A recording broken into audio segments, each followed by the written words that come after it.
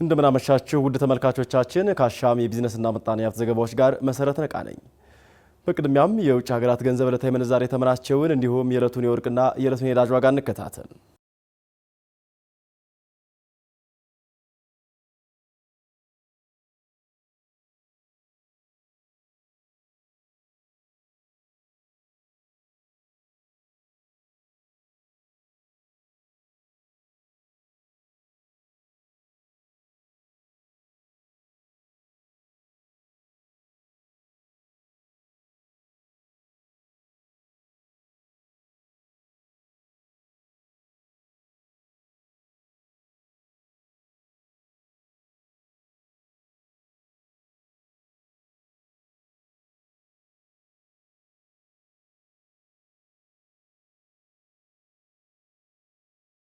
ተመልሰናል። ክቡራን ተመልካቾች ኢትዮጵያ የውጭ ባንኮች ወደ ገበያው እንዲገቡ የሚፈቅደውን የባንክ ስራ አዋጅ ስላጸደቀች ብቻ ሁሉም ባንኮች ይመጣሉ ማለት እንዳልሆነ ተገለጸ። ኢትዮጵያ ያጸደቀችውን የባንክ ስራ አዋጅም ሆነ በባንክ ገበያው ላይ ሊፈጠሩ የሚችሉ ነገሮችን በጥንቃቄ ማየት እንደሚገባ የዳሽን ባንክ ዋና ስራ አስፈጻሚ አስፋው አለሙ ከአሻም ጋር በነበራቸው ቆይታ ተናግረዋል። ተጨማሪ ያለን የዳሽን ባንክ ዋና ስራ አስፈጻሚ ናቸው። አስፋው አለሙ ኢትዮጵያ ከተወሰኑ ወራቶች በፊት ያጸደቀችውን የባንክ ስራ አዋጅ አስመልክቶ የኢትዮጵያ ባንኮችን ዕጣ ፈንታ የተመለከተ ማብራሪያቸውን ላሻም ሰጥተዋል። ስራ አስፈጻሚው እንደሚሉት ሀገሪቷ የውጭ ባንኮች የባንክ ገበያውን እንዲቀላቀሉ ስለፈቀደች ብቻ ሁሉም ባንኮች ዘው ብለው ይገባሉ ማለት አይደለም። ባንኮች ጠንካራ የፋይናንስ ተቋማት እንደመሆናቸው መጠን የራሳቸውን ሂሳብ ይሰራሉ ያሉት አስፋው አለሙ ይልቁንም በግላቸው ቢገቡ ነው ወይስ ሀገር ውስጥ ካሉ ባንኮች ጋር በጋራ ቢሰሩ ነው የሚያዋ ጣው የሚለውን አማራጭ ይመለከታሉም ይላሉ። የውጭ ባንኮች ወደ ኢትዮጵያ ሲገቡ የሚሰሩት ባህሉን፣ ወጉን፣ የፋይናንስ አጠቃቀሙን ጭምር ከማያውቁት ማህበረሰብ ጋር እንደመሆኑ መጠን በርካታ የቤት ስራዎችን በብቃት መስራት ይጠበቅባቸዋልም ባይ ናቸው። የፋይናንስን ተቋም እንደሚመራ አካል የውጭ ባንኮች ቢገቡ የሚል ድንጋጤ ተሰምቷቸው እንደማያውቅ የሚናገሩት አስፋው አለሙ ምክንያታቸውንም ይናገራሉ። ሀገሪቷ ያጸደቀችውን የባንክ ስራ አዋጅ ተከትሎ ጠንካራ የውጭ ባንኮች ወደ ኢትዮጵያ ቢገቡ ምናልባትም እድሎችን ጭምር ይዘው ሊመጡ ይችላሉ ብለዋል። በማከልም የሀገር ውስጥ ባንኮችም ቢሆኑ አቋምን በማስተካከልና የአሰራር ስርዓትንም ቢሆን በማዘመን ከመሰል የባንክ ተቋማት ጋር በጋራ መስራት የሚቻልበትን አስቻይ ሁኔታ መፍጠር ይቻላል ሲሉ ተደምጠዋል። በጥንቃቄ ማየት ይገባል። እኔ በሩ ስለተከፈተ ሁሉም ዘው ብለው ይመጣሉ ብዬ አላስብም። ምክንያቱም እነሱም የራሳቸው የቤት ስራ ይሰራሉ።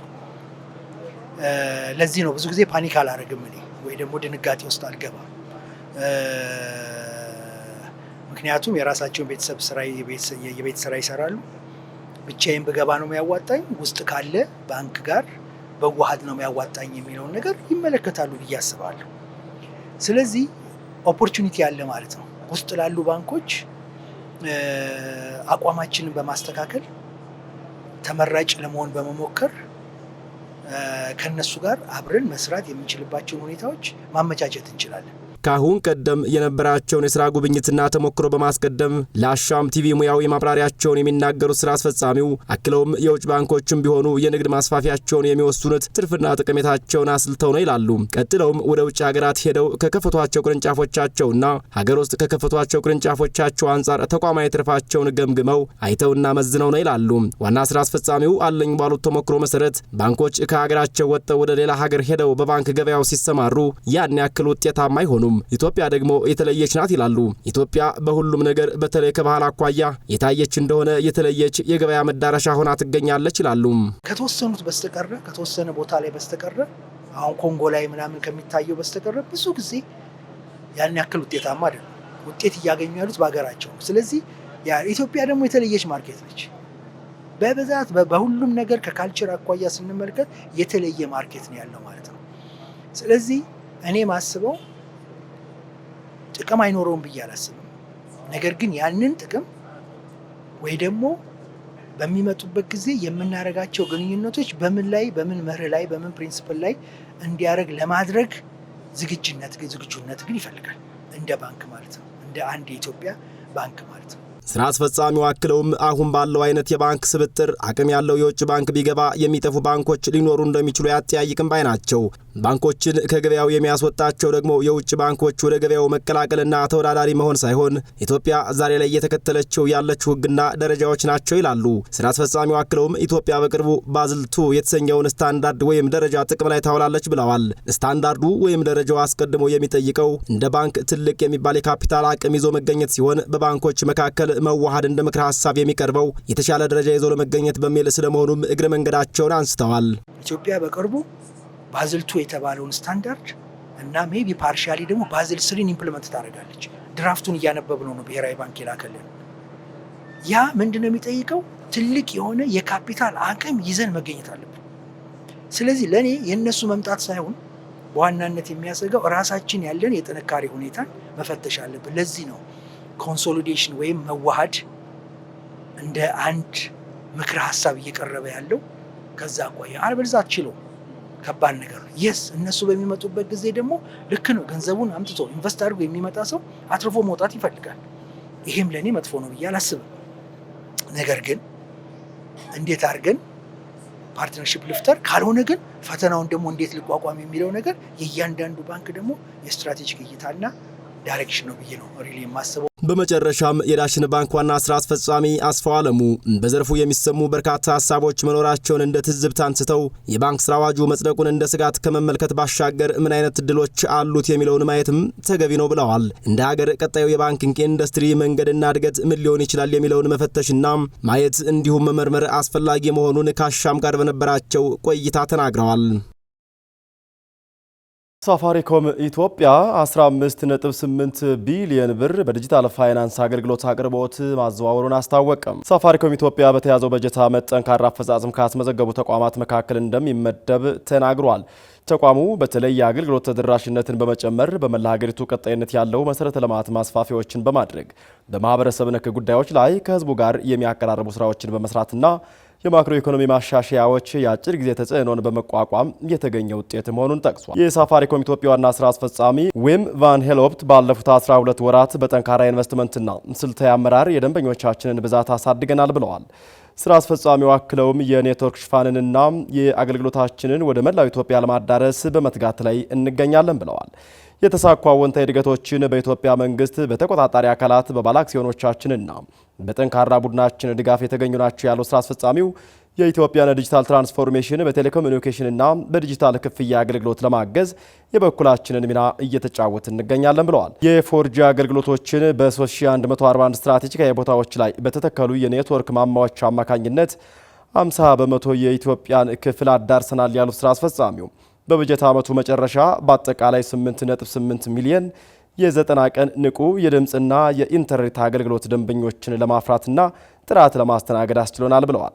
በተጨማሪም ኤምፔሳ ኢትዮጵያ 2.4 ሚሊዮን የ90 ቀናት ንቁ ደንበኞችን በማገልገልና 15.8 ቢሊዮን ብር በማዘዋወር በዲጂታል ፋይናንስና አገልግሎት አቅርቦት ጥሩ አፈጻጸም እንዲመጣ የበኩሉን አስተዋጽኦ አበርክቷል ብለዋል። ተቋሙ የነዳጅ ክፍያ መፈጸም፣ ከውጭ ሀገራት የሚላክ ገንዘብን ማስተላለፍ እንዲሁም ከባንክ አገልግሎቶች ጋር በማስተሳሰር የአየር ሰዓት ግዥና የአገልግሎት ክፍያዎችን መፈጸም የማስቻል ስራዎችን ለስኬቱ እንደማሳያ የሚሆኑ ናቸው ብለዋል። ከዓለም አቀፍ የዜና አውታሮች ወዳገኘናቸው የቢዝነስና ምጣኔ ሀብት መረጃዎች ስናመራ ዩናይትድ ኪንግደም በሞስኮ መርከቦች ላይ አዲስ ማዕቀብ እንደምትጥል አስታወቀች። ሀገሪቷ በሞስኮ የንግድ መርከቦች ላይ አዲስ ማዕቀብ እንደምትጥል ይፋ ያደረገችው ከአሜሪካ ጋር በተለይ በትራምፕ ታሪፍ ዙሪያ ያደረገችውን ስምምነት ተከትሎ መሆኑን ቢቢሲ በዘገባው አስነብቧል። የነዳጅና ጋዝ ምርቶችን ወደ ውጭ ሀገራት በማጓጓዝ አገልግሎት የሚሰጡት የሩሲያ መርከቦች የዩናይትድ ኪንግደም አዲስ ማዕቀብን ለማስተናገድ ሊገደዱ ነው ተብሏል። ዳውንስትሪንግ እንደ ጎርጎሮሳውያኑ የዘመን ቀመር 2024 መጀመሪያ ላይ ከ18 ቢሊዮን ፓውንድ በላይ ጭነት የጫኑ ከ100 ባላነሱ መርከቦች ላይ እርምጃ ይወሰዳል ማለታቸው የሚታወስ ነው። ጠቅላይ ሚኒስትር ሰር ኬር ስታርመር ይኸውን ጉዳይ አንስተው በኖርዌይ ኦስሎ በሚካሄደው የሰሜን አውሮፓ መሪዎች ዘ ጆይንት ኤክስፔዲሽነሪ ፎርስ ወይም ጄኢኤፍ ወይም የጋራ ተጓዦች ኃይል በሚባለው ስብሰባ ላይ ይፋ እንደሚያደርጉም ዘገባዎች ጠቁመዋል። ጠቅላይ ሚኒስትሩ ሀገራቸው ዩናይትድ ኪንግደም የሩሲያውን ፕሬዝዳንት መርከቦችን ለማፈራረስና ሩሲያ ከጦር መሳሪያ ሽያጭ የምታገኘውን ገቢ ለማንጠፍ አበክራ እንደምትሰራ ገልጸው የባህር ውስጥ መሰረተ ልማቶችን ለመጠበቅ የምትችለውን ሁሉ ታደርጋለች ማለታቸውን የዘገበው ሮይተርስ ነው። ባለ ሀብቱ ቢል ጌትስ በ2045 አብዛኛውን ሀብቱን ለማከፋፈል ማቀዱን ግልጽ አድርጓል። የማይክሮሶፍት መስራቹ ቢል ጌትስ በ20 ዓመታት ውስጥ ካሉት ሀብቶች መካከል 90 በመቶ የሚሆነውን ለማከፋፈል ያለውን እቅድ በይፋዊ ማህበራዊ ትስስር ገጹ በኩል ባሰራጨው መልእክት ግልጽ አድርጓል። ባለሀብቱ እስከ 2045 የሚሰራውን ስራ ሙሉ ለሙሉ ለማቆምና ያለውን ሀብት በፋውንዴሽን መልኩ ለማከፋፈል ያለውን እቅድ በግልጽ የተናገረ ሲሆን በሞተ ጊዜ ሰዎች ስለርሱ ሊሉት የሚችሉት ነገር እያሳሰበው መሆኑን አብራርቷል። በሞቱ ጊዜ ሰዎች አንድ ባለሀብት ሞተ እንዲሉ አልፈልግም ያለው ቢል ጌትስ በስማቸው በሚሰየመው ፋውንዴሽን ለጤና አገልግሎት ልማት ፕሮጀክቶች ከ100 ቢሊዮን ዶላር ያላነሰ ገንዘብ መስጠቱንና በሚቀጥሉት 2 አስርት ዓመታት ውስጥ ደግሞ የዋጋ ግሽበትን ለማረጋጋት የሚውል 200 ቢሊዮን ዶላር እንደሚያከፋፍሉ አክለዋል። ሰውየው አክለውም ሀብታሞች ሀብታቸውን ወደ ማህበረሰቡ የመመለስ ግዴታ አለባቸው የሚል ፍልስፍና ውስጥ መሆናቸውን እወቁልኝ ማለታቸውን የዘገበው ቢቢሲ ነው። ክቡራን ተመልካቾች የዕለቱ የአሻም የቢዝነስና ምጣኔ ሀብት ዜናዎች ተጠናቀዋል። ስለተከታተላችሁን አመሰግንን።